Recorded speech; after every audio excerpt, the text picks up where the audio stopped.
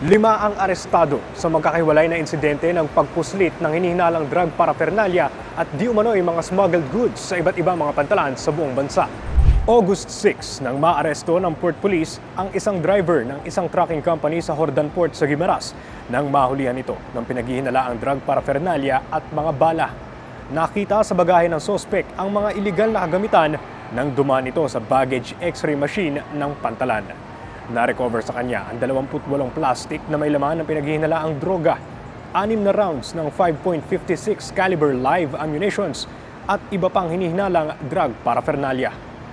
Sa San Jose Port naman, huli ang 2 pasaherong nagtangkang magpuslit ng 100 reams o karton ng hinihinalang smuggled na mga sigarilyo nitong August 3.